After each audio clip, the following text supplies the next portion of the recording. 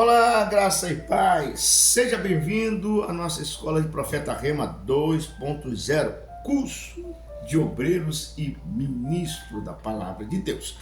Ok? Isso está registrado em 1 Timóteo, capítulo 3, e eu parei no versículo 7, que vai dizer assim: convém também que tenha bom testemunhos do que estão de fora, para que não caia em afronta e no laço do diabo. Lembrando que eu disse lá no outro vídeo que cabe à liderança fazer essa avaliação se a pessoa realmente está preparada e está qualificada. O que acontece no dia de hoje é assim: a pessoa põe o pé na igreja. Assim que põe o pé na igreja, vem um monte de profeta dizendo assim: olha, Deus tem um chamado para você na tua vida como pastor. Deus tem chamado para você como missionário, como evangelista, como levita da casa de Deus. Afinal de contas, ninguém tem chamado para ser diabo? É assim que funcionam as coisas? Aí essa pessoa, ele vai colocar na cabeça que ele tem um chamado para pastor. Aí quando ele aceita Jesus, ele começa a estar na igreja, e a igreja está precisando de diáconos, ou de obreiro, e o líder da igreja vai falar assim: olha, você está vendo que você está frequentando a igreja direitinho? Você está vindo aí? Meu irmão, eu vou te selecionar para você ser um diácono. Não, pastor, diácono não, o meu chamado é para ser evangelista, o meu chamado é para ser levita, por causa da bendita da profecia do profeta que disse que ele seria pastor, o presbítero, o evangelista, o mesa de oração, o levita que seja. O problema é que no dia de hoje já estão dando cargo para as pessoas antes mesmo dele ser selecionado para aquele cargo. Lembrando, nem todo mundo tem chamado para ser diácono, presbítero, evangelista. Se fosse assim, então no capítulo 3 ia dizer bem claro: pega aí não é pegar aí não, ele vai pegar, selecionar. Se eu vou selecionar, é porque tem várias pessoas, mas eu tenho que selecionar, eu tenho que olhar, eu tenho que observar quem está apto e quem não está apto. Aí que mora o problema, porque todo mundo tem chamado para ser cacique, pajé, andar de chucalinho, mas para ser índio, ninguém quer. Andar de tanguinha, ninguém quer. Andar de arquinho de flecha, ninguém quer. Por quê? Porque dá trabalho. Para você ser um excelente ministro, um excelente pastor, presbítero, evangelista, primeiro vai ter que passar pela escola de diáconos. Se pular isso, vai dar ruim, vai dar problema, vai dar dor de cabeça, e a pessoa vai ser um péssimo diácono. E esses testemunhos que fala aqui, que tenha bom testemunho dos de fora, tem muitos crentes velhos, cascudos dentro da igreja, vai ser: não importa o que as pessoas falam de mim, importa sim. Para ser ministro, para ser um ministro evangélico, para ser completamente um diácono, importa sim o teu testemunho na vizinhança, no seu trabalho, ou seja, na sua própria casa. Não adianta, meu irmão, ser uma bola de fogo dentro da igreja, sendo que aqui fora é completamente uma bola de neve. Existe uma coisa chamada anjo social. Guarde bem isso: anjo social. O que é um anjo social? Parece que o nome é bonito, só o nome que é bonito, porque esse cidadão, essa cidadã, dentro da igreja abraça todo mundo. Filhinha de Jeová, filhinho de Jeová, abraça, dá beijo, escuta todo mundo. Mas quando chega dentro de casa, é um demônio. Briga com a mulher, briga com os filhos, briga com o vizinho, briga no serviço, na rede social. Até o diabo corre dessa praga.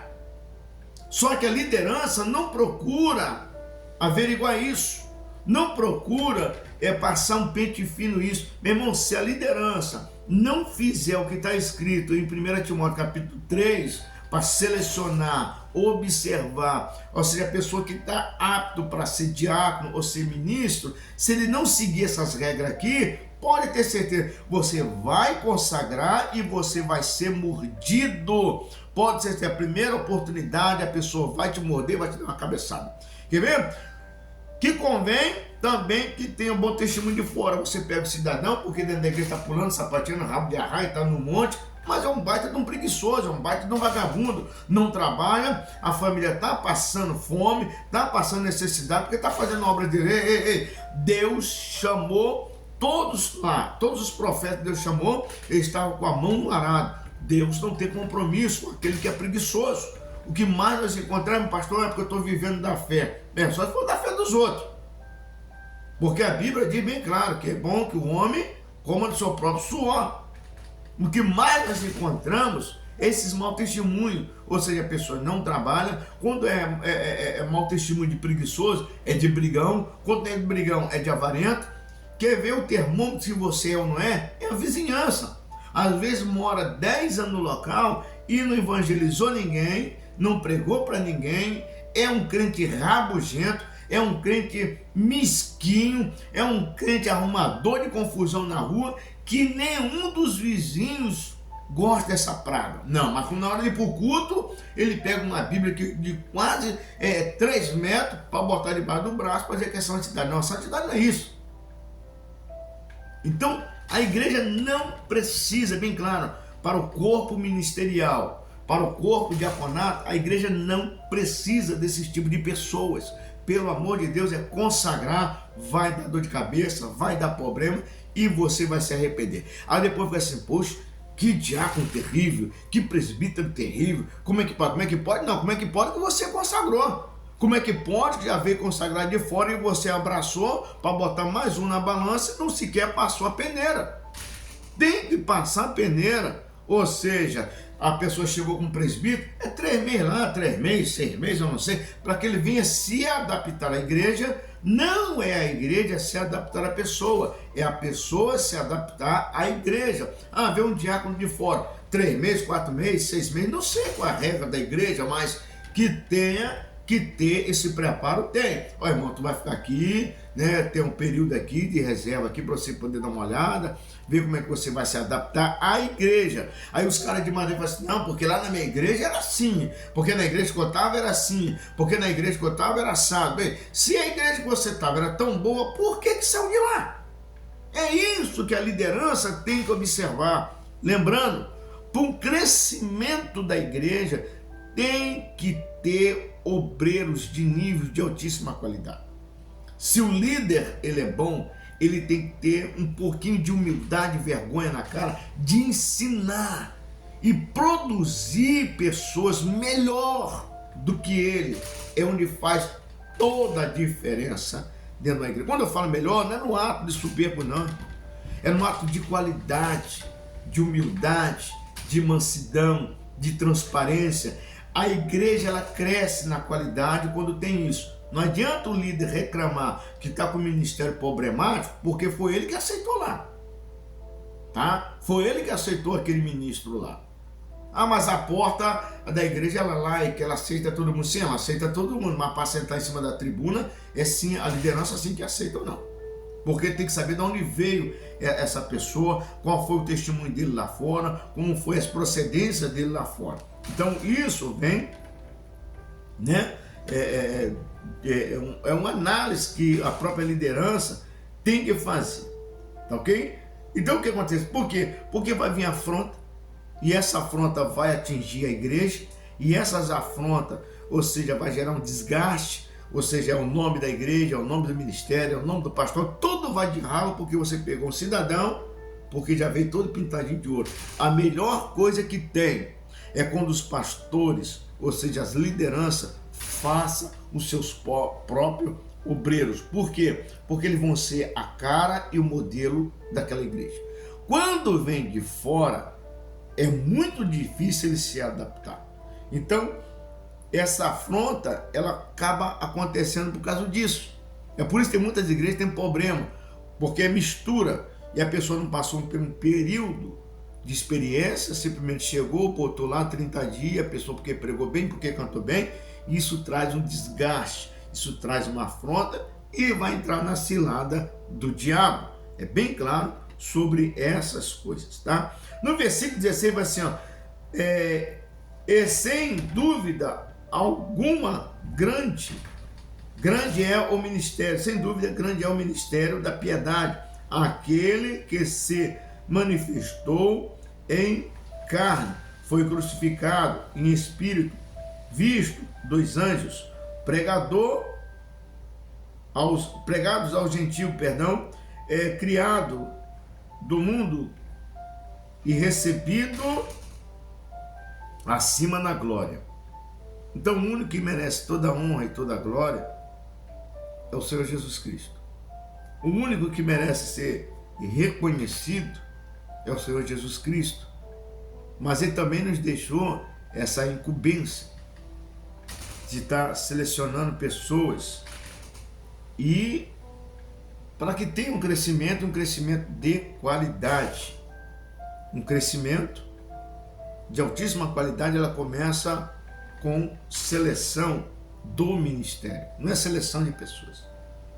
Não é seleção assim de membros, não é isso não. Para o ministério. Multidões seguiam Jesus. Multidão seguia Jesus. Mas, para ser discípulo, foram 72. De 72, 12 formam a igreja. 3 têm intimidade para poder ir no monte com ele. E um só sentia o que ele sentia quando botava o ouvido no coração do mestre.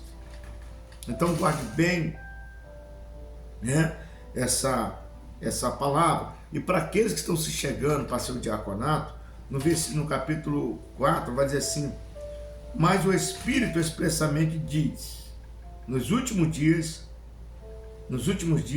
apostarão alguns da fé, dando ouvido a espíritos enganadores e a doutrinas de demônios. Se não tiver um cuidado, se não tiver uma seleção, uma peneira para botar esses diáconos com altíssima qualidade, pode ter certeza que vai dar problemas. Vai dar problema, e o problema é grande, e o problema completamente vai ser muito maior do que você imagina, de pegar a pessoa lá e botou lá como diácono, não fez a preparação, não deu a qualificação, não deu nada. Esse diácono ele vai dar problema, esse ministro vai dar problema. E outro, se você passar de diácono direto para presbítero, ou de diácono direto para pastor, pode ter certeza que vai dar problema. É por isso que tem muitos problemas hoje em dia dentro da igreja, porque não seguiram esse modelo que existe nas Escrituras Sagradas, que no caso é 1 Timóteo capítulo 3. Graça e paz a todos.